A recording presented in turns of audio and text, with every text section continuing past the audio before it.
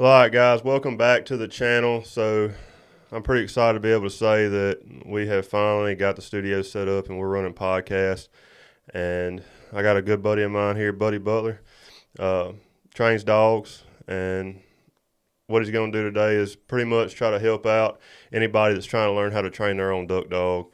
This is a topic that I'm also going to learn a lot about too.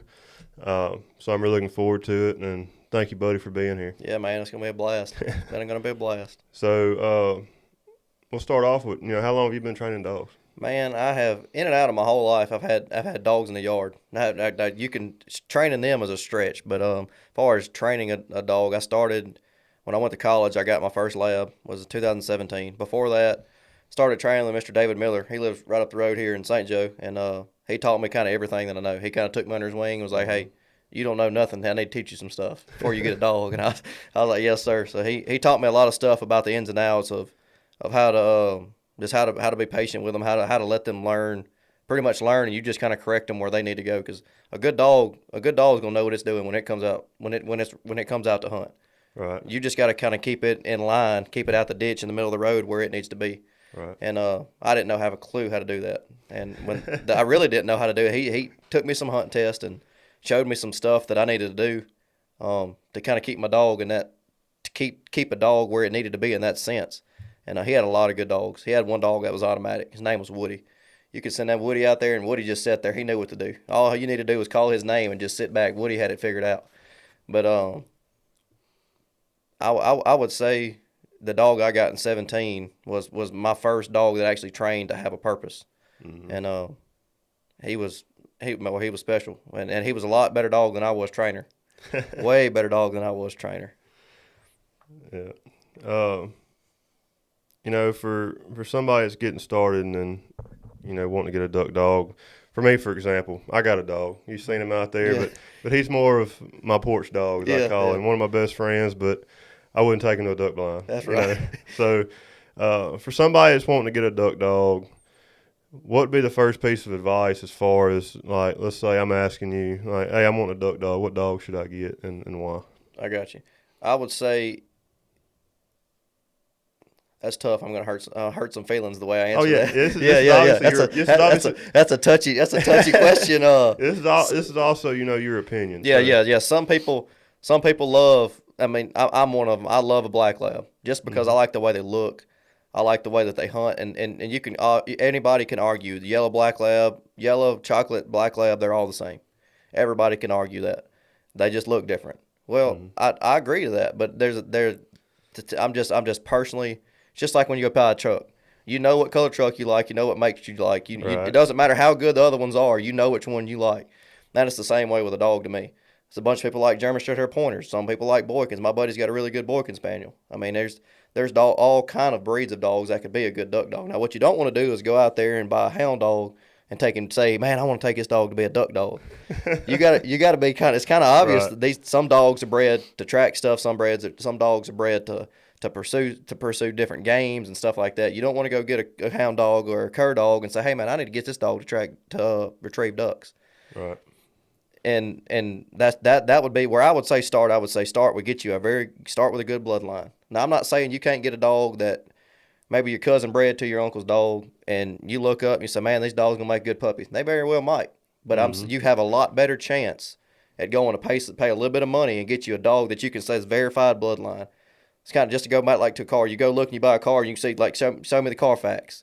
It's like, hey, what happened to this car? It's kind of like looking at their mom and daddy and saying, hey, look, this mom and daddy is good hunters. They know how to hunt. They've had a litter before. The litter showed to have some really good hunters in that litter. It's kind of that deal. I would say first go pay a little bit of money and just get a better chance at getting a good dog. Go buy one that's got a good bloodline. 2, when you go to pick a puppy, go look and see, and just research about what you need to look for. And we can get into more of that if that's something you want to get into as far as picking up a puppy when you go get it. Oh yeah, in my opinion. Yeah, for sure. So let's say you're going to look at a litter of puppies. Like what would you look at? Let's say you don't necessarily. Let's say the parents are there. Yeah. But you don't really know anything about them. Yep. If you're going to look at a dog like a puppy, how would you how would you pick? All right, say I know a guy. I saw it on Facebook. Say, man, on paper, the pedigree checks out. They got some hunting retriever champions. They got some amateur field trial champions in their bloodline. So, man, this looks like a good puppy. Money, I can work with the money. Don't waste nobody's time. Don't go say, hey, I want to go look at your puppies, but not have no money in your pocket, because that can get a little bit. That puts a bad taste in somebody that owns litters' mouth. So be respectful to the owners. Very much, really, very much so, very much so. If somebody's got $1,000 litter and you go out there and you only got $200 in your pocket, that's not a bad thing. But just go get your $200 dog. And that dog may be better than a $2,000 dog. It very well. I've seen it. A $200 dog can beat a $2,000 dog every day. Mm-hmm. It just depends on how it's brought up, how it's trained, and how good that dog really is. But back to where, if he was going to go, this is my opinion. This is not written in stone. This is not. You don't go open a book and say this is what you got to do. Right. This is all Buddy's opinion. So I'll just go back to when I picked timber. I talked to some guys. First thing to do is go talk to older guy that has trained dogs his entire life. I'm new to this. I'm young. I'm 25 years old. There's guys, Mr. David's, I'm not sure how old he is. He's up in the 70s. He's been doing it since he was 18. I mean, he's seen hundreds of dogs come through there. Go talk to a guy like that knows what he's talking about, that knows that he's seen hundreds of puppies grow up to be champions, hundreds of dogs grow up to be nothing but porch dogs. And go talk to him. That'd be my biggest advice. Go talk to somebody that knows what they're talking about before you go look at puppies. Second of all, when you go to puppies, go and don't just run up there and say, "Oh, this is the cutest one. I'm getting him." Now, if your wife's there, if you're a man, if you're a woman that hunts both ways, I would say if your spouse is not on the same page with you about getting a dog, leave them at the house. let them be excited when you bring the puppy home, because what's going to happen? They're going to run up and pick the first one that runs up to you and licks you, and wants you to and wants you to pet it. But in my opinion, I think you go up to them, you sit back and you look at the litter first, see how they interact with each other, see how their personalities are, and ask the person who actually has the litter. Don't be afraid to say, hey, out of the ones that's there, say you got first pick, say, hey, which one's the best personality? I want a dog that can let me pet on it, that doesn't bite me all the time, but also has a good little bit of fierceness to it. It has a little bit of, hey, if you throw a bumper out there, it's going to try to beat the other ones to it. You don't want the one, if you throw a bumper, that he just kind of sits there like, well, I really don't want to go do that. Right. And then you ask them, and then they say, hey, well, these three is kind of what you're looking for. You got three, say there's 10 puppies there. These three are kind of what you're fitting. Say, okay, well, let me look at those three. Take those three, take you a bumper, take you a tennis ball, take you something. This is duck hunt now. This is what I'm going on over a retriever. This is what the puppies I'm talking about. Oh, yeah, so this is strictly going to be about duck hunting dogs. So, you do have some experience training different types of dogs for different things, but primarily this is going to be how to create your own duck dog, pretty much. That's right. So. Yep. And I would say take a tennis ball, take something that's not a squeaker. A squeaker is bad for a duck dog, in my opinion, because what happens when a dog bites something with a squeaker, he bites and he squeaks it, and then when you teach him how to pick a duck, he'll have every feather chewed out before you get to the house. But I'd say take a tennis ball, something to make him pursue it, because whenever a good duck dog's a puppy, they're going to naturally have that instinct that comes out and say, hey, I want to go get that. They might not bring it back to you, that's cool, but you want a dog to at least go. You want them to go get something. And I would say do that. So say you got your 3 puppies, down to those 3 puppies, and you're looking and you say, okay, I got those 3 puppies, all 3 of them will hunt, all 3 of them will go, all 3 of them have a personality where they'll come see me, they'll let me pet on them. They're not all business. They'll go good in the house. They'll go good in the duck blind as a puppy. Now that can change in 6 months. And then second of all, that's the second point. Third point, I would say you got to before you leave there, make sure he's not scared of loud noises as a puppy. Take a food bowl, take something, take your hands, clap them real loud. Take a food bowl, drop it, something that makes a lot of noise. And if the puppy's kind of like trying to drop his head and looks at it, you're good. But if that puppy drops his tail and runs the other direction and ain't coming back to you, you might have an issue there. So is there any way to fix that? Yes, in my opinion, I think it takes longer to fix it than it would be if you avoid it. Right. I think if you get a puppy and you drop that bowl, say you know how a tin bowl makes it just real loud noise. If you drop it, the puppy runs off but comes back and checks it out, you're gonna be all right. But if you drop it and that bowl makes a lot of noise and that puppy runs off and don't want nothing to do with it, and he's kind of scared and he's real timid, ain't coming back, You may be able to work it out over some time, but that's letting you know there that puppy's just not ready. He's not ready to just acknowledge something that kind of scared him. He ain't got enough want to come back and check it out. Right. And that's totally my opinion. Some people may say, "Man, that's the craziest thing I've ever heard in my life." What is he talking about? I'm just saying I've seen it happen to where if you do something like that and the puppy that doesn't want nothing to do with it, it's hard to get them to where they can handle the gunshots. I mean, it definitely makes sense to me. So, so pretty much what you're saying, if you got, let's say you got a puppy and you didn't try the squeaky toy thing at first, and so you get home, you're saying pretty much to not to let them have a squeaky toy until the training. I'm saying, in my opinion, I say take a squeaky toy and just throw it in the trash can. like if there's a squeaky toy, don't let the dog have it. They're gonna try to make your duck squeak. It's something in their mind where they think like it's just like if you ever watch a dog with a squeaky toy, it just goes and it's steadily on the squeaky toy. That's just an instinct in them that they're like, hey, I'm making this thing. I'm the one making this thing make this noise, and I'm killing this thing. It doesn't matter how sweet your dog is; it's still got an instinct in its mind. That's what they were bred for. They were bred to pursue game. And you go back as far as a hunt dog, they're bred to pursue stuff. And every dog, even outside of the hunting world, every dog has a purpose. That's right. Every dog was bred for a reason. That's right. You look at poodles; they're good show dogs, good pet dogs. They don't shed. People that don't like shedding dogs like poodles. Duck hunt dogs, they're good to duck hunt. You got a hound dog; they're good at tracking. They're good at finding something. You got like cur dogs and pits and stuff like that you hear everybody cut hog dogs with. I mean, they all got their own individual, and there's some can cross. Some's good. I've seen a little rat terrier. Somebody's probably, you can catch it on YouTube, whatever. Gator, I think his name's Gator the duck dog. He's a little old rat terrier, and that dude's bringing back greater Canadas and all kind of stuff. But that's something you don't see every day. Right. So, this is just stuff that I've heard. I've heard if you're picking out a duck dog, and even if you don't go the lab route, to never get a dog with long hair. That is in cold water, they don't dry as easily, and that it can harm them pretty much. Is that true? Is there truth behind that? I don't think I got enough experience with that to answer that exactly. I think if you go and ask somebody that's hunts in Dakotas and hunts in Kansas every year, somewhere there's going to be negatives, there's going to be 20 degrees. I think they could answer that a lot better than I can, because I could sit up here and make something up, but I don't. In my personal opinion, I don't think it matters down here. Oh yeah, in Louisiana, no. I don't think it matters here enough to where. But I mean, now this is obvious. A short-haired dog like a GSP or like a GSP is going to struggle in cold weather. Not struggle where they're going to lose what they need, but they're going to struggle sitting in water and getting in and out of water that's really cold in 15, 20 degree weather, other than a lab would that have longer hair, obviously. Because a lab can sit there and it's got a coat when their water runs off a lot better, but when a GSP doesn't, it's got short hair. They got it's a lot closer to their skin. Water doesn't run off as good. And it's just obvious that a GSP is going to struggle because of the short hair. Like you take a lab, and if you ever put a neoprene vest on them, and you can fill up under a neoprene vest, you would think it'd be cold, but it's really warm because their body heat is holding all that inside their hair.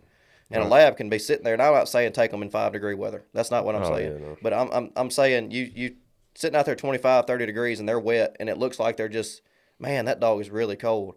Really, in all honesty, I don't think it's hurting them as bad as you think, because their hair is really is what it is insulation. Oh yeah, for sure. But up north, I could see where that makes sense. I'm not sure how that would be as far as longer hair dogs up north. Yeah, that's just something I've heard over the years, and like I say, I've never had a duck dog, so it's something that I definitely want to invest in one day. But it's just something I heard, and was just curious. But yeah, there's all kind of superstition stuff like that, and it's not saying that may actually be a fact. Let me back up. Let's not say superstition. Let's say that may actually be a fact that I just don't know about. Right. But let's say like you go and pick a puppy, some old what's called old heads. Some old guy would say, "Hey man, make sure you get one with a big knot on the back of its head, or make sure the roof of his mouth's black, or make sure he's got white on the bottom of his paw." So just something like that, to where they're like, "Oh, that dog's gonna be good."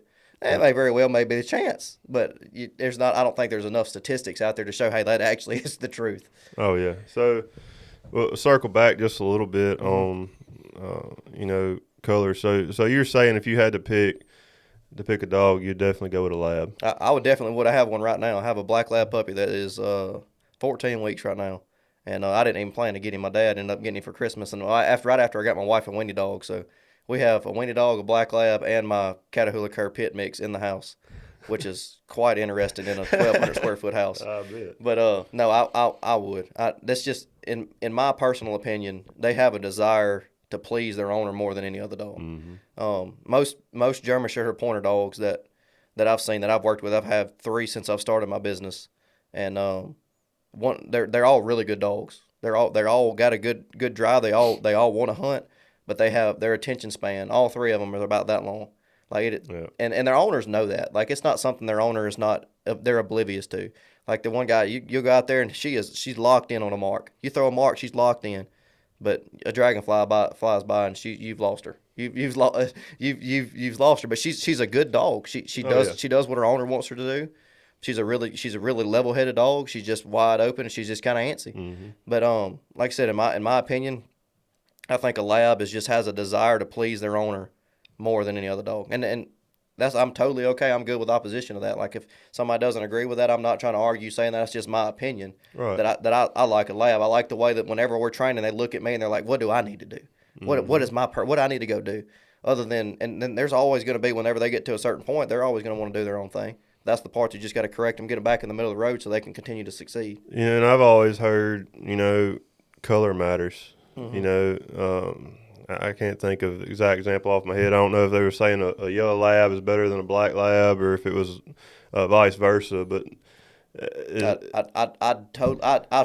is the one I strongly disagree with. This is a point. That's one I strongly disagree with, because I can definitely look, and it always depends on. If you look at whoever's asking that, they're usually say, go look and see what dog they got at the house. If they got a good yellow lab at the house, they're always going to say they're better than a black or a chocolate. If they got a good chocolate lab at the house, they're always going to say they're better than a yellow or a black. Unless they're just honest with themselves.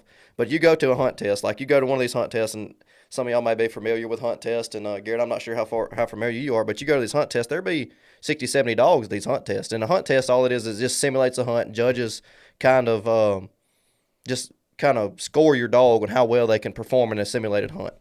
And you go out there, and I know Mr. Joe Perron he does a lot of honey break, and he has a chocolate lab, one of the best dogs I've ever seen run a trial. And then there's Mr. Chris Ashley.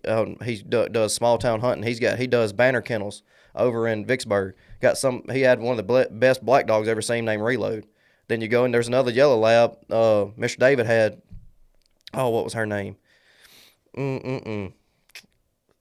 Sage. Sage was as good as the yellow dog I've ever seen. Like, all 3 of these dogs are right in the same class. They're all hunt and retriever champions, all grand hunt and retriever champions. I mean, grand hunt and retriever champions, like the Super Bowl of the UKC. And, I mean, they're all in the same. So it's hard for me to argue that you can say, oh, well, black's better than the yellow. Yellow's better than the brown. Like, it's hard for me to argue that when you can go to these hunt tests and see all these caliber of dogs, all different colors, doing the same thing, struggling the same way and being successful the same way. It's hard for me to say that, man, one's better than the other. And that's kind of, this is definitely an outsider's position, compared to you having experience with these dogs. But, it's kind of always hard for me to believe that the color of a dog would really change what it is. But that is a topic. Believe it or not, that is a topic that people have. And some people feel strongly about it. Oh yeah, and that's okay. Yeah. Perfectly fine. It's just it's actually a topic that people have, and me personally, I just I've had a lot of dogs in my life. Not necessarily all hunting dogs. I've had some deer tracking dogs, but I've never had a color of in one breed be better than. If you really want to get into that, try to talk to a guy that owns blue ticks, and try to talk to a guy that owns tree and walkers. And it's almost war over that. So all right. So you got your puppy. Yep. When do you start training? You've got from day one. That doesn't mean go out in the yard and get some marks set up and tell this dog to go get a blind at 8 weeks old. This means, like, you got to train them not to pee on the floor if you want them in the house. Train them not to bite your fingers. Train them not to jump on people. Train them to sit and tell them to sit. I mean, that's cool. What I say, party tricks in the house. Sit, give them a treat, stuff like that's cool. Right. But whenever you're talking about, like, sure enough dog training, I say wait till 6 months. And I'm totally guilty of what I'm about to say. when I got Timber, I was like, man, this dog's about to be a machine. Like, I paid some good money for him. We about to turn this dude into just a duck retrieving machine. And he very much was, but he struggled with where he struggled at was whenever somebody come over, he didn't want nobody to pet on him. He didn't want nothing. He was a strictly business. Because what I did, I started on him too early. He was a good dog. He was jam up, but I started on him too early. I made it to where only thing he was alive for was to hunt, which I don't like that. I like a dog, and if that's where you're at, and that's where your dog's at, and you would just want a tool, that's good. A bunch of people are like that. But the way I like my dogs, I like to have a relationship with them. I like to have the dog, whenever we go to the duck blind, he knows we're going to have fun together. A working life balance with your dog. That's right. You definitely want that. And so what I did with Timber, I went every morning, every evening, almost 4 years, and it was hammering on him every day. Now, I got lucky because Timber was a dog that can handle that. Some dogs can't handle that. But I would say you start little stuff by day one. Wait till they're 5 or 6 months before you really start getting on some stuff like heeling, sitting, and definitely like some force fetch stuff, making them hold a bumper when they don't want to, stuff like that. I would wait till 5 or 6 months. Now it's hard. It's hard to wait that long because you're like, man, I got to get this dog ready for duck season. And I would suggest if you're rushing to get to duck season, you got the dog for the wrong reason. Yep. Now I would definitely say if you got a dog, say you got a dog in July, so you got July, August, September, October. You got November. That gives you 5 months that your dog, you think your dog's about to go jump in a duck blind at 5 months old.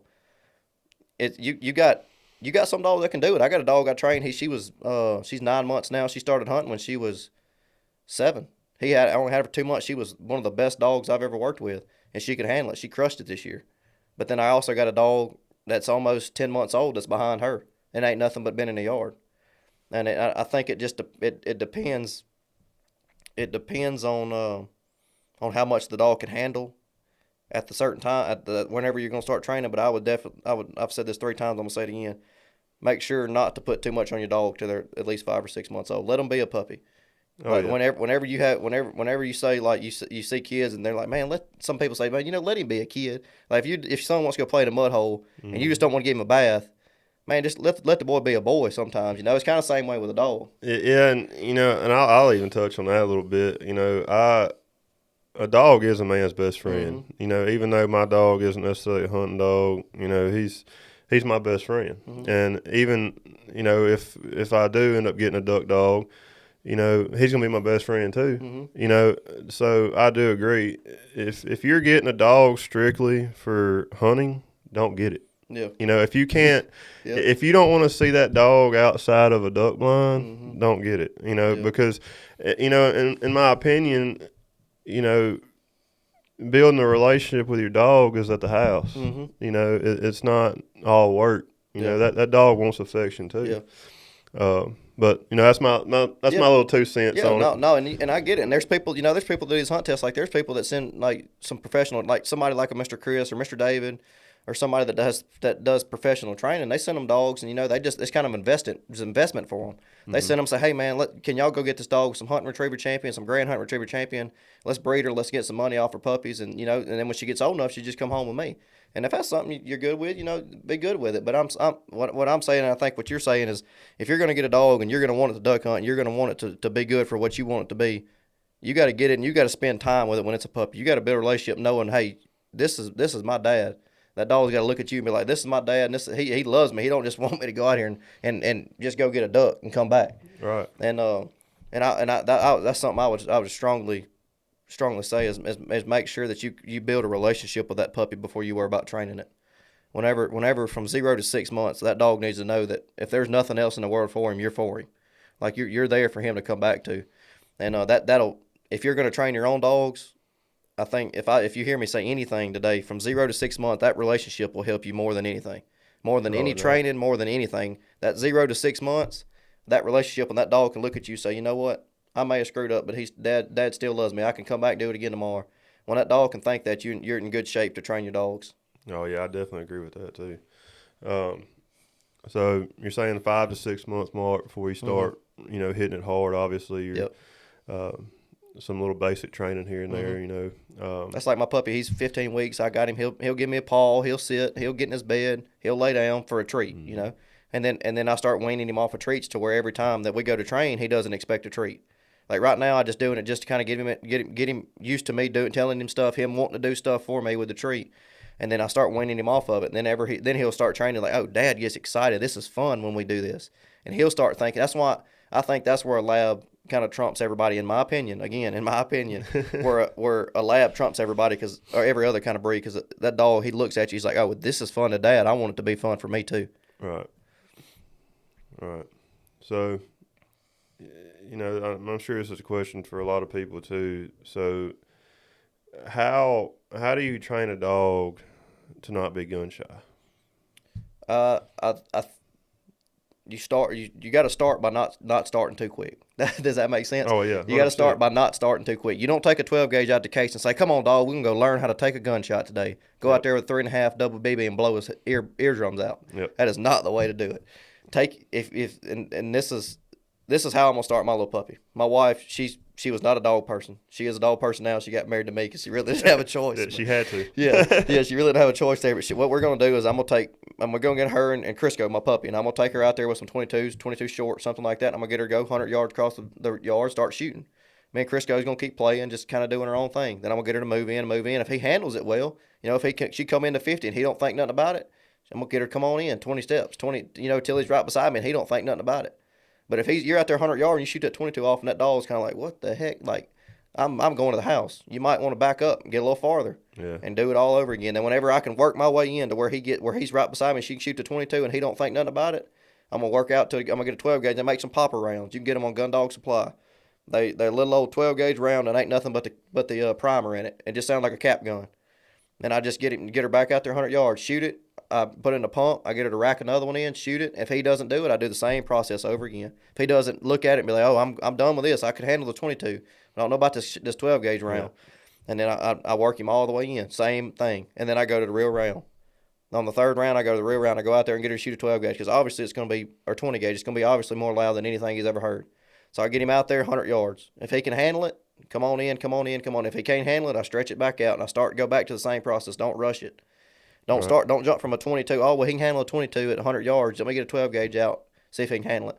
You got to do it in increments. And some people disagree and they say, you know what, the dog just needs to get over it. He just needs to just handle it. We'll just shoot around him till it's over with. Then that's how you you make him scared pretty much. Yeah. You kind of scar him completely. That's exactly right. It's kind of like if any of y'all play sports. It's kind of like, say you go back to whenever you was playing, like, let's say baseball. Say you was playing T-ball and your dad comes to you and say, hey, look, son, I hate to do it to you, but you're going to an MLB game next game. You're just going to have to be ready. I need you to hit a home run too.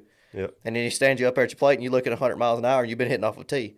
It's kind of the same. It's kind of the same way, and that goes to a lot of different ways in training training a duck dog.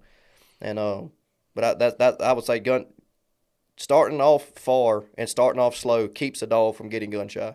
You don't want him to get gun shy and then have to train him not to be gun shy, because it's harder to do that than it is to just avoid it, like I said earlier. If you can start off in a distance and get him to where he don't even think about it, you don't have to train him not to be gun shy. He just kind of thinks, oh, this is just an everyday deal. Right. So, let's say you get a new dog in to train. Do you have like a set of steps that you take as far as what you start with, and then what you go through? Is there a set amount of steps, or is it different with each dog, or and what are those steps that you do regardless of the order? What's the steps you go through? Yes, it's a certain amount of steps, and it also it depends on how, like I said earlier, how much the dog can handle.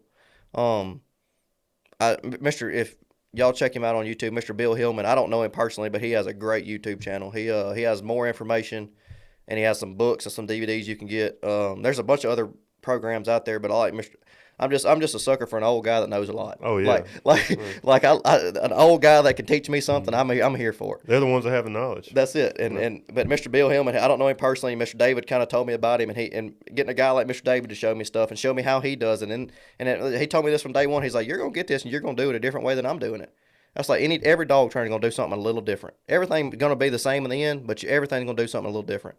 So where I started getting my puppy, say somebody brought me a puppy, and I'd always, if you plan on don't training your dog yourself, and you plan on getting another person to train it, and I'm not trying to sell my business at all. I'm good for any other trainer that wants you to succeed. if you get a puppy and you're going to take it to a trainer, you know your trainer, do them a favor and do yourself, your pocketbook, a favor, and spend some time with that puppy, making him desire to go get something.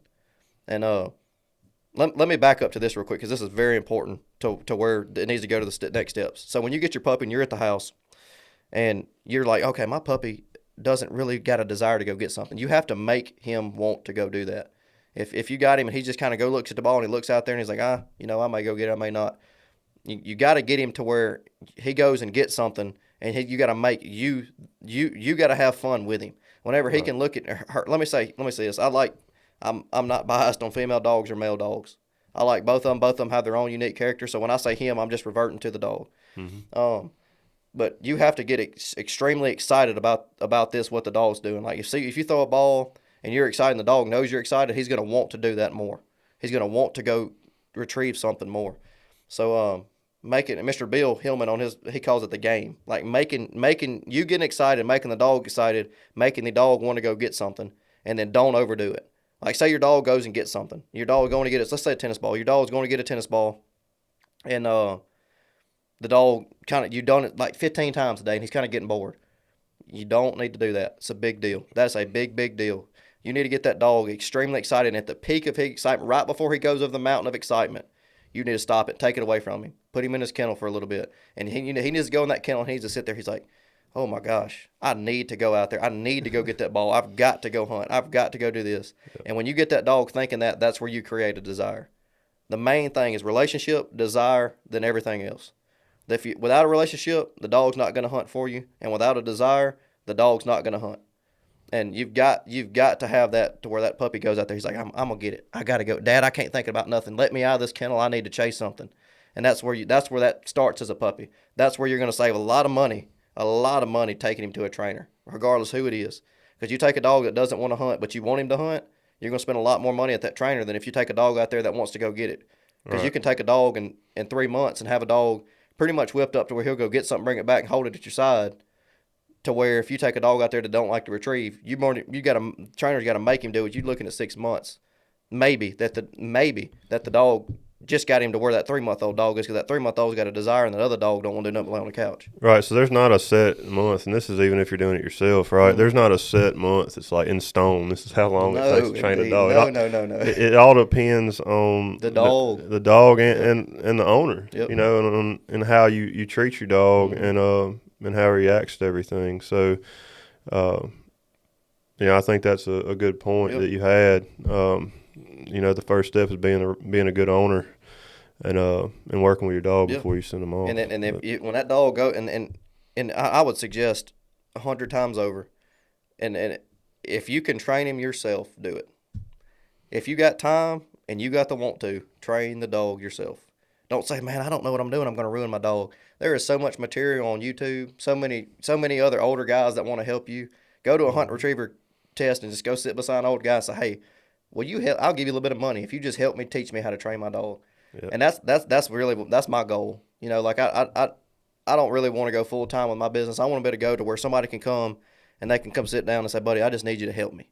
And I'm good with that. My door is open anytime. If you can say, man, if you got time and you're gonna work your dogs, and I can say, hey man, I'll call you and say, man, look, I'm gonna work dogs. You wanna come this evening? And that's all I want to do. One, it's fun for me to be able to just have somebody there, and one is especially if it's a younger guy or somebody's just getting into the sport and getting them the opportunity to know something, because I know how much more it helps the dog and the person whenever they train them yourself. Now, dog trainers, if they watch this video, are going to hate me. They're going to say, what is this dude talking about? Don't tell everybody to train their own dogs. But I'm serious. If you can do it yourself, you're going to save yourself money. You're going to save, and it's going to make that connection in duck blinds so much better. Mm-hmm. Whenever you see the product of that dog wanting to work for you, go, and then you're going to be in good shape. Because, correct me if I'm wrong, but, when you send your dog off to a trainer, they're building a relationship with that mm-hmm. trainer. Yeah, they are. And then they have to go home and not necessarily relearn everything, but they got to relearn it with you. Yeah. And in that sense, you got to, so whenever you start working with a dog and you're trying to train yourself how to train a dog, if you send him off to a trainer, you got to go learn how that trainer trains. Like, like anytime somebody picks up a dog for me, I got to teach them how I do it, because everybody's going to do it different. I'm going to do it different than Mr. Chris. Mr. Chris going to do it a little different than me. But if if that guy comes and sits with me for 2 or 3 days and he watches me run, sits in his truck and watches what his dog can do and watches the dog go succeed, and he's got to learn how to do that, because the dog knows how to take commands from me, and I'm sending him home and the dude never come out there say, hey man, just send me my dog back, I'm gonna go hunt with him. The dog ain't gonna, you gonna act like that dog ain't never been sent to training because you don't know how to work with him. Right. And but to go back to where, so we're past the puppies. You say your puppy's got a little bit of drive, your puppy's got some desire to hunt, your puppy's got a relationship with you, and you send him off. Say, man, I don't have time. I work a full-time job. I don't have time to train my dog. I got to send him somewhere. So you send him to a trainer, and I would suggest find you a trainer. Now, your trainer's not gonna want you to come out there every day. I tell some people, I was like, man, just come once a week, come once every 2 weeks, whatever you can do. There's one guy, if they really want to try to work training, if the dog's only gonna be there with me for 2 months, and they just want a foundation kind of set, and they want to train the dog themselves, I say, man, look, come at least once a week, come learn how to work the dog, and then she can go home with you. He can go home with you. And then, but there's also there's some that can't do that, and they're like, well, I'm like, man, you've got to at least come once a month. You got to come see how your dog's gonna work. Your dog needs to see, and you got to come see how it's going. And then, but I totally get it. If you don't have the time and you just need to spend the money to get somebody else to train it, I'll say find you a trainer that can keep you updated, and that'll let you come see your dog. If you find a trainer, you say, man, you don't need to come see your dog. You just send him to me. 6 months later, come pick him up. We'll be done. I'd strongly advise don't use somebody like that. You need a dog. You need a trainer that's going to be, and just that wants your dog to be successful. You want your dog to be successful with you, and so I'm gonna get some. I'm gonna get some flashback for that one. But a bunch of trainers, and I'm not saying I'm not saying any of the people that I know. I just know from hearing experience from people that they're like, man, well, that dude, he didn't want me to come see my dog the whole time he was there. Well, I would say you probably not. Your dog probably not getting a lot of work. Yeah. I mean, your dog probably doesn't look that good. And that's why he probably doesn't want you to come see it. Now, if he's got he's like, hey man, I'm busy with my family. I don't have really time to for you to come out here. That's why I say once a month. There's no excuse for you to go to see your dog once a month. Oh yeah, I can definitely, at least at a minimum. Yeah, I can definitely see that. And but for like I got off on a rabbit trail there. Help me stay off a rabbit trail, Garrett. I'll get on a rabbit trail in a heartbeat. But go back. You're saying good stuff regardless. Yeah, so look, go ahead. I'll go on a rabbit trail in a heartbeat, man. But let's go back to the steps that it is to training. Like I said, check Mr. Bill Hillman out. He's got a great program. I watch him all the time, just to kind of refresh me on what I need to be doing sometimes. But say day one, dog gets there with me. I'm gonna start a little relationship with him. I'm not jumping on him training day one. I'm gonna start. Say this is a client dog come in. I'm not gonna start day one. I'm not gonna start making the dog go fetch something. I'm not gonna make him go heel. I'm not gonna do something. I'm gonna get him time to relax and chill out at the house. Then I'm gonna start working on his leash commands, working on some leash stuff. I'm gonna get him to sit. I'm gonna make sure he knows what sit means. Sit means sit until otherwise told. Like right. I don't use stay. I use sit, and sit means stay there until I tell you to do something different. And make sure he knows what sit means. Make sure he understands what it means. Not just sit down, get a treat, and take off. Sit means sit there until I say to move. Then I work on some heel stuff. Get him to heel. Turning him with a leash. Making him stay beside me, not jumping in front of me, staying behind me, making him stay his head equal with my left knee. I heel on my left side because I'm shoot right-handed. If a client comes in and he's left-handed, I train him to heel my right side because he shoots left-handed. Right. And start working with that, making him. Then I take him off the leash and I start working with some whistles, making him understanding sit. One whistle means the same thing as sit. Two short whistles means come to me. Same thing as here. That's what I'm training like here. Here means come to me. Don't go nowhere else. Don't think about nothing else. Here means come to me. And I would say go back to right quick to like when you're training a puppy. If you get a puppy at the house, do not just start saying here, come here, here puppy, come here. Because what you're gonna do, you're gonna create him a habit of him not listening to that command. You got to train that command. He don't just be born knowing what here means. Right. But if you say here, come here, come on, here, come on, you're gonna train him to not listen to that command. So whenever I get him to start here, coming to me, here, heel, making him sit, then I start working with some bumper stuff. And 6 months old is when I say force fetch, because that's usually they've lost their puppy teeth by then. They're done teeth and their mouth's not sore. They can hold a bumper with no excuse, other than they just don't want to. And it's a tough process. Some people don't agree with it. Some trainers don't use force fetch. Some people say They don't like it. I use it because it's been successful for me. Mm-hmm. Making a dog hold something in their mouth to where they don't want to, that takes a little bit of pressure. It takes something that kind of holding them, tying them up to where they can't go nowhere, just holding them. Freddie King has a really good program on Forest Force Fetch on YouTube. And making them hold it, making them understand. Because what you're going to do, you'll send a dog out there, and the dog go pick up a bird. Halfway back, he'll drop it and go pick up another bird, and then he'll come back. They've got to understand, and when they go get a bird, put it in their mouth, they come all the way back to you, give it to you, then go get another one. Yeah, the only time I put that bird down is when I'm back to the line. That's it. That's exactly right. And we start force fetching it, and this is where I do stuff a little different than most people. And I think some people's told me I'm wrong. Some people told me it's a good idea. I don't really know what it is, but it's been successful for me. I'll start with blind work first. A blind is not like sitting in a duck blind. Blind is like, for a dog, it means a bird that they couldn't see. Say you shot 3 out of a volley, and one crippled falls down in some willow tree somewhere. Mm-hmm. You know he's over there. The dog didn't see him at all, but you know he's over there. You got to get him there somehow. Right. So I start working with blind first, because that way when I'm training, if I teach a dog how to go on a blind, if I teach him how to go back, how to stop, how to go over and go back on a hand signal, I can teach that dog how to get to a mark that he may not see. But if I go out there and just start shooting a bunch of marks and a pile of marks this way and a pile of marks this way, and the dog goes out there and he gets where he's not successful on some marks, and he starts struggling, and he starts getting to where, we shot 2 or 3 marks, and he can't see one of them. There's no way for me to get him there. You don't want to send a dog out there and not come back with nothing, because then he starts losing confidence in himself. And like I said, this is all my opinion. Some people do it different. And I like doing blind work first, and we could sit here and talk for 2 days about blind work. It's complex. It really is. But the short way about it, I got 5 hand signals. They got 2 overs, they got a back, straight back, and then they got 2 angle overs. They got an angle to the right and angle to the left. So that's how I train them. When I get that done, and I could go into how I train it, but when I get that done, that's when I start working on my marks heavy.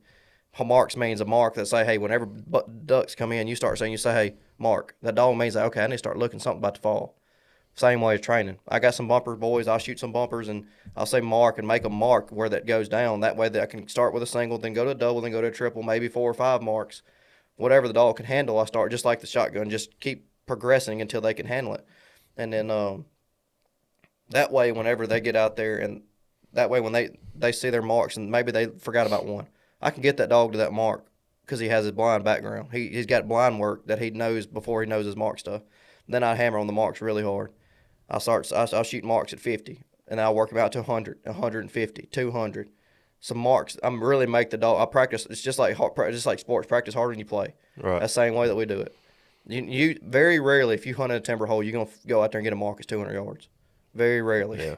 But I want a dog to know whenever he sees a bird fall, that dog can get there and have confidence that he can make it all the way there and make it back. And I want to have confidence in my dog. I want to know if that dog can go out there and get it before I send him. Oh, yeah. Yeah, right. I don't want to send my dog on a 300-yard mark knowing, like, oh, he might get it. He might not get it. I want to have done practice it and know that he can handle it. Oh, yeah, he's very capable of doing this task. Yeah. With you talking about marks and everything, you watch duck hunting videos, you see, that dog watching these birds work. Mm-hmm. Is that part of the mark thing, or does that come with just time? That's really just time in a duck blind. Yeah, that's what I see. And it just helps them whenever, like, you can sit there, and this is how I train mine. Whenever, say, we're in a pit, and I don't hunt pits very much, I got an opportunity to guide Mr. Colby Daniels and them in Marouge, Top Gun guides, some of the best people you ever meet in your life.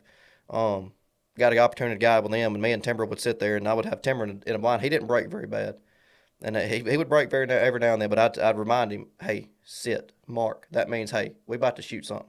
I would tell him to sit if otherwise, but if I knew ducks were cupped up, they were locked in coming in, I'd say mark. That means he knew. He's like, okay, they about to shoot. I need to be watching. Business is about to pick up. Business is about to happen. But other than that, no.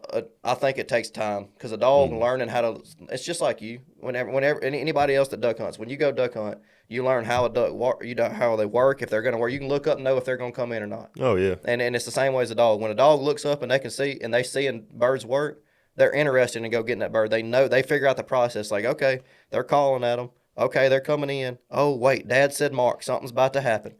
And then they just pick up on watching birds. Mm-hmm. Yeah, they finally figure out. All right, well, this is what I'm going to get, and this is what they look like before they're down here. That's right, and it's fun for them. It really is. If somebody and what gets me is how some people can see a working dog and say, "Man, y'all are torturing that dog, making him," and not understand how much fun that dog's having.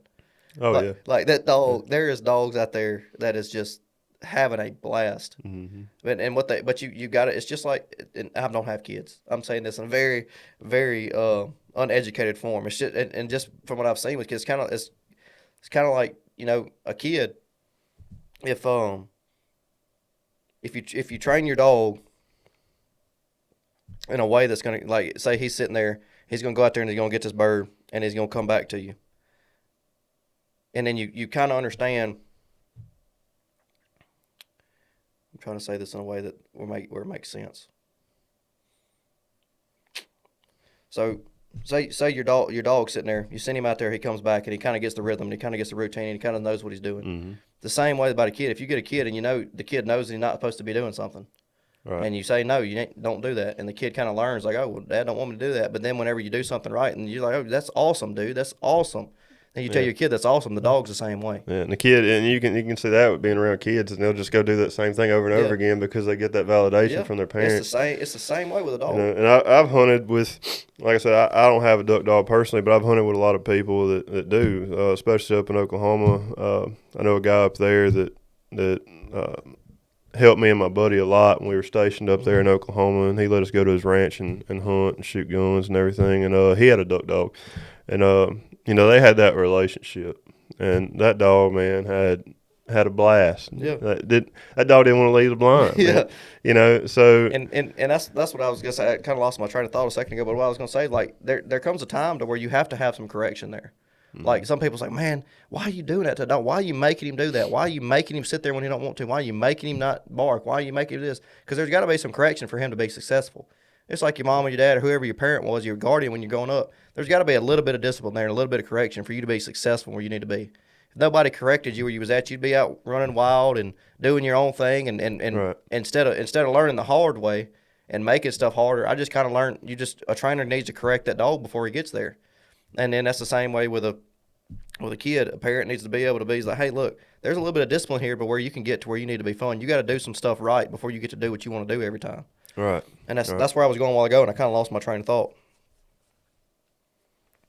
Well, what's the what age does a dog get where you're like, all right, man, like, this dog's too old?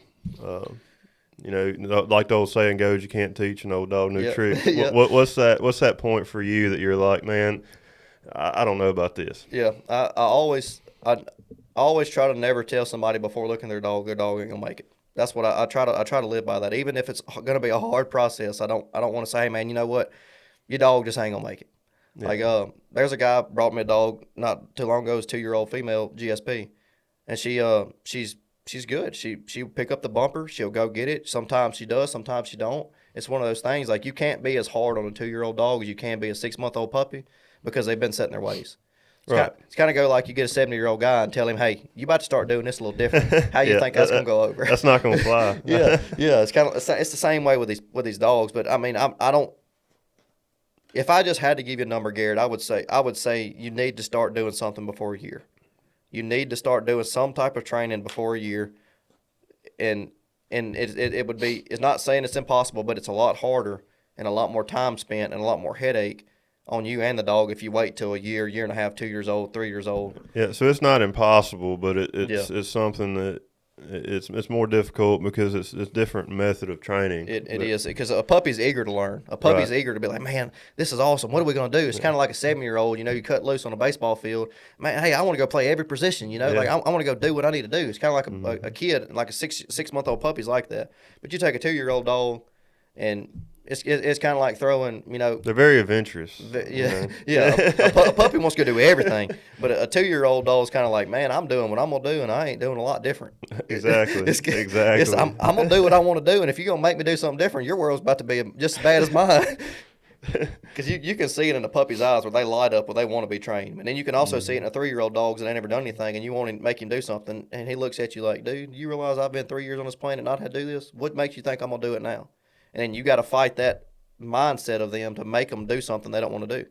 Other than when a puppy's young, they don't know no better. They just want to learn something. Right. So, as far as, because if you're teaching a dog to retrieve on dry ground, is there a different process for water? Or you just do the same thing pretty much? It's a little bit different. It depends on if the dog likes water. If a dog likes water, it ain't much difference, in my opinion. If you take like Timber didn't care either way. Timber was fast, so it was easier to have him in water than it was land. What I say by fast, if you send him out there and you want him to stop on a whistle, on land, it'd take him 4 steps to stop because he's going so quick. In water, if you blow a whistle, all they got to do is spin in a circle. It's easier for me a fast dog is easier in water to me because it's easier to handle them in water. I don't know. I would say it wouldn't be much different as far as how I'm going to approach the process. It's just the only thing in water, it slows them down a little bit. Right. So you blow a whistle and you want to give hand signals, it slows them down to where they on land they can kind of get away with a little bit more. If you're not careful. Right. But I don't say the process isn't much different. It's just getting them used to knowing like, hey, this is part of the game. You got to swim. You're going to have to go this way. You're going to have to go across some of this mud. You're going to have to do some of the stuff other than land when it's just running across grass and some tall grass. Right. It's just something you just got to expose them to. And how much time would you recommend, a day to, strictly, I mean, obviously not with your dog, because if you're anything like me, every chance you get, you spend time with your dog, but just training purposes. Yeah. How long do you recommend each day you spend time with actual training? I would say to make sure to pay attention to how much your dog can handle. Like I said, I got lucky, and I wish it wasn't this way. I wish I'd have been, but I say I wish I would. It made me be a better trainer where I'm at now. Timber just had to take the sorry trainer I was, and he kind of helped me be a better person as far as training and just a better person. The Lord used that dog to kind of just really just change my life in a way. And that's the dog with the ribbons. Yeah, that's Timber. That's that dog. It's a short story. I was living a very hellion life, and I was training Timber the whole way through it, and I got to the end, and I got saved, and the Lord used. I didn't want to listen to nobody else. I didn't want to listen to my grandma that was telling me about Jesus. I didn't want to listen to none of that. I want to do what I want to do, and I didn't want nothing different. I didn't want to hear none of that. Hard-headed. The Lord met me where I was at with that dog and trained, and it just kind of like showed me, like the Lord gave me just it looked kind of like He just put me out in the field, like it was like a huge daydream. Like I was out in the field, and I was in, like, the Lord was me and I was Timber, and He was like, exactly what you're training that dog to do as far as relationship, obedience, listening to my commands, trusting me, all that kind of stuff. He's like, that's exactly what I wanted you to do to me. And that's it. And I didn't, and the whole time, Timber would struggle. I would still love him and stuff like that. This I'll get on a rabbit trail and a half here, son. That's a good points to have too. We're supposed to be obedient to Him, and dogs are a prime example of that. They really are, and they help us a lot. Yeah. And me even. Yeah. My dogs help me grow. And people don't understand. What just that dog would do. Yeah. Look, the game breaker point in my life when I was like, you know what, Lord, I'm done with this. I'm yours. I'm done with the life I'm living. Me and Timber went out training. That training stalled for 4 years. He was one pass away from being a hunt retriever champion. He was just killing it. And he went out there one day, and the dude sat down and was barking at me and would not do anything. He wouldn't go for it. It looked like I'd never trained a dog a day in my life. I was like, what is this dude doing? And I was what I guess you call a baby Christian. I didn't know how to live the way the Lord wanted me to live. And I picked Timber up. I cussed him. I slammed him in the kennel. I was like, I'm done with you. I'm out. You're done. You're done. All this stuff I've taught you how to do, I'm done with you. Went to the house, put him in his kennel, took a shower, come out of the bathroom, and I guess I left his kennel open, and he was sitting on the ground with his tail wagging, looking at me. It looked like he had 2 tears running down his face. Immediately, I just felt the Lord impressed on me. He said, that's exactly how you treated me. Yep. He's like, that is exactly how you treated me. All I wanted to do was love you and teach you and show you the way that I wanted to be. And all you've done is put me in a box. Yep. And I changed my life ever since that. That was my breaking point right there. But that's like I said, dude, I can get on a rabbit trail about that. The Lord has just been so good to me with dogs. I can get on a rabbit trail from there to the end of the world. Till the Lord comes back, I could talk about the way the Lord's changed my life with dogs. But to get back to how long I think a day, I'm not gonna say a number because that's what somebody will do. They'll take their dog out there and train them for 15 minutes or an hour, however long I say. I'm gonna say, learn your dog and learn what your dog can handle. When your dog is still excited to learn and your dog still wants to learn, keep going.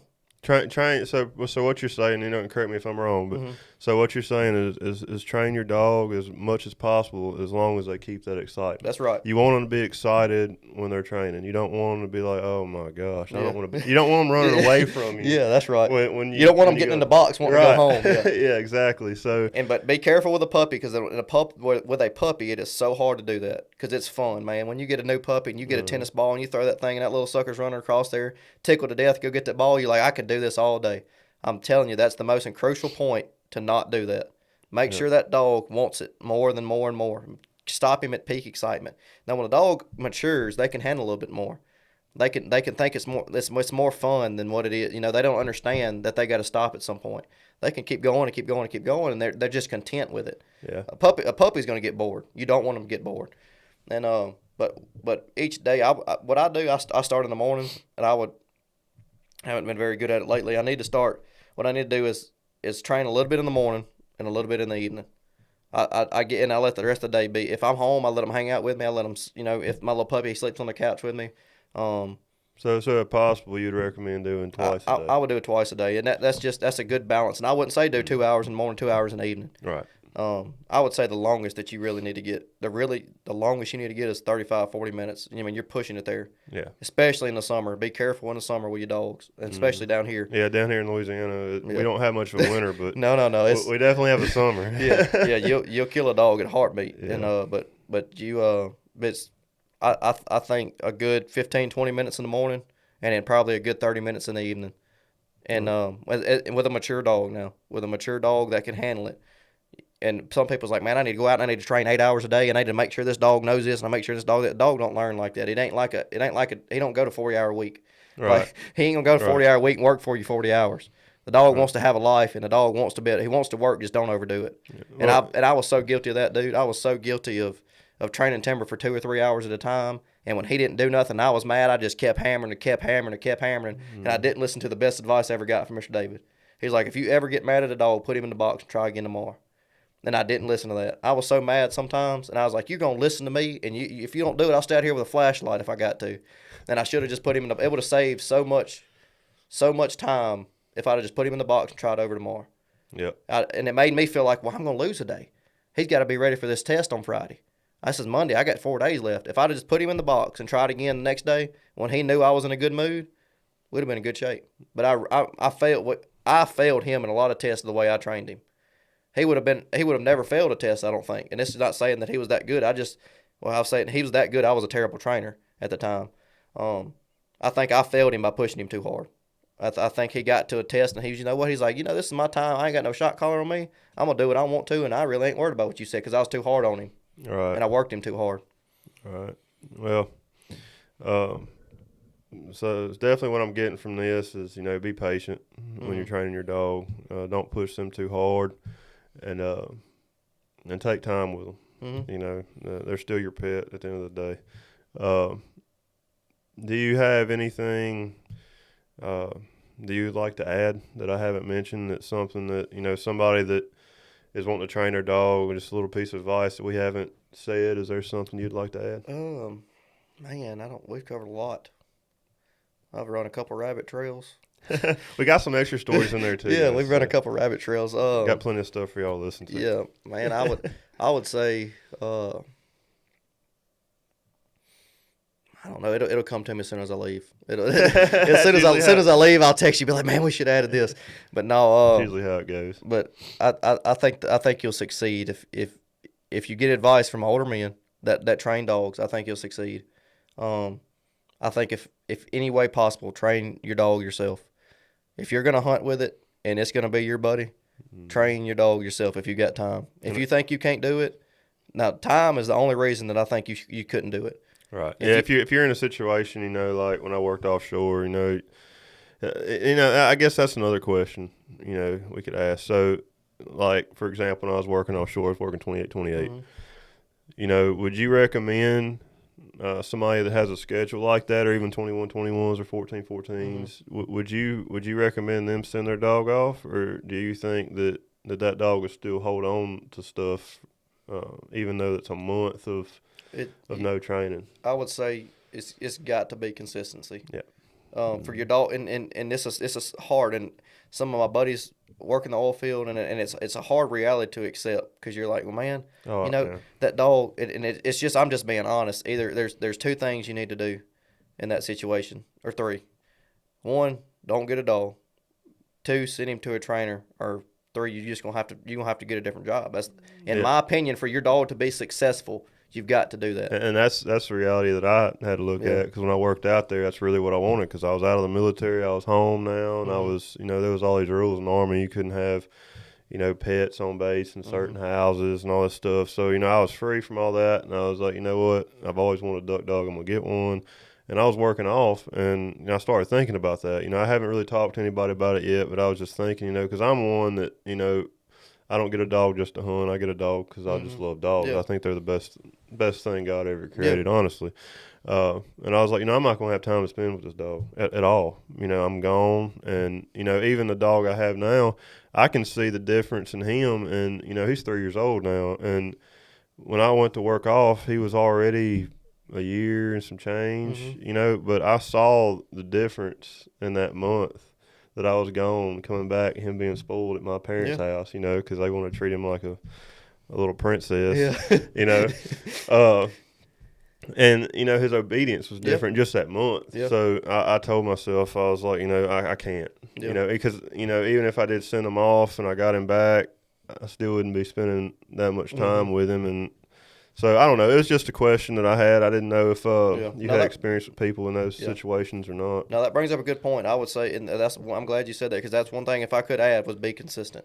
Yeah. Make sure you're consistent with your puppy. Make sure you're consistent with your dog. Don't think, just like what you said, don't think that he can handle 3 weeks away from not any training, because he can't. Mm-hmm. He may, you make us whip him back into shape when you come back in town or whatever, but I think you would be a lot better off being consistent, or have somebody consistently working with him. Right. Well, you got anything else you want to add? Man, I don't. I appreciate it. I enjoy being here. Me and Garrett, we ain't seen each other in a while. It's been about 7-8 years, and we got to hunt a little bit when I was in high school, and Garrett went off serve in the military and in the Army, and I'm glad I got to be here. If I can say anything about training the dog, and this is the part that this is my rabbit trail, is I'm truly blessed to be able to opportunity to train the dogs that I've trained, work with the people that I've worked with, and have the little business that I got, and it is completely because of the Lord blessing me with it. I really can say that. And the Lord blessed me with the opportunity to have Timber, and he used that dog to change my life. He really did. I was headed down a bad path, and he used that dog to change my life, and it opened the doors to so many people in my life to where I could have relationships with people that have dogs. I got the opportunity to train with a guy, Mr. Colby and them. Man, I got the opportunity to speak at some churches and stuff with my dog, and and even with the dogs now, he's opened up doors to where I got a mutt dog at the house that don't do nothing but eat. And the Lord's blessed me with opportunities to use him and use my puppy. And I can't leave the podcast without saying that I'm so thankful for the Lord blessing me with the opportunity to have the knowledge, and people like Mr. David and Mr. Chris and Mr. Tom Weeks training me how to train dogs. That way I could just have this opportunity. It's just crazy looking back over the years how the Lord's worked through this to save my life. Yeah. I mean, looking back to where 7-8 years ago, I met Mr. David, and Mr. David introduced me to Mr. Chris, and Mr. Chris introduced me to Mr. Tom Weeks, and all those guys was a big influence on me learning how to train a dog. And then I trained Timber. Then Timber died. And then when Timber died, the Lord used it to save other people's lives. And then I got another dog, and now I'm back. I got 5 dogs at the house. I got 2 blue ticks and my puppy, and my little mutt dog and a little weenie dog, my wives. And when Timber died, I was like, I'll never get a dog. And here, look at me now. At one time, I had 8 dogs at my house. Yeah, and it's me and Buddy were just talking about that. How long it's been since, how long ago it's been since we hunted together. Because, golly, man, that was years ago. And looking back on that, we'd have never thought we'd be where we're at now. And and it started. I didn't even have a dog at that time. Right. I wasn't even interested in his dog. Yeah. And it just happened. Some stuff happened. I got a job. Garrett went to serve, and the Lord just worked it out, and now we're back, and and hopefully, and Lord willing, we're gonna get to hunt some more and do some more stuff like this. And this is a blast.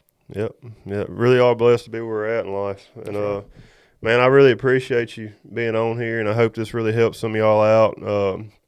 I know I learned a lot from this, and I'm sure some of y'all did too. So best of luck to y'all out there training your dogs. If y'all got any questions, just reach out. My kennels, I got on Facebook, Instagram. I got Crossroads Kennel LLC. It's Crossroads with an S, Kennels with an S, LLC. And I'll link some of his stuff down in the description so y'all can click on it, go straight to some of his pages. And y'all can either DM him personally, or y'all can leave comments, and I'll make sure he's checking the comments. Yeah, I'll do it. Garrett's gonna have to stay on me about that. But no, I'm willing to help anybody, especially younger people. And I'm willing to help anybody. But I have a heart for young people that want to get in the sport and want to be able to have their own dog to train for. Because there was an old man reached out. And I'm not old yet, but there was an old man reached out to me and helped me where I was at when I was young and had a dog, and it changed my life. And if y'all know, or anybody needs any information or anything, if I can't answer it, I'll get with some other people that are smarter than me with dogs, and I'll help them out. I don't want no money for it. I just want people to enjoy the sport and enjoy the time they have with their dogs. Yep, for sure. Well, hopefully we'll be doing some more podcasts pretty soon. Finally got the studio set up. Big shout out to my cousin Damon Bowles. He'll be starting up his DIY business soon and trying to help him get his channel set up. He actually recorded making his studio on a budget. So once he gets all that set up, I'll leave his channel down in the description. I don't know if it'll be during this podcast or a different one, but hopefully I'll start seeing a lot more of these podcasts. Right now we're strictly on YouTube, but I'm hoping to expand to different apps. But y'all be sure to hit that like and that subscribe button if y'all like this content, and go check out my playlist. I have a lot of videos doing other things for those of y'all that are new to this channel. But until next time. See you.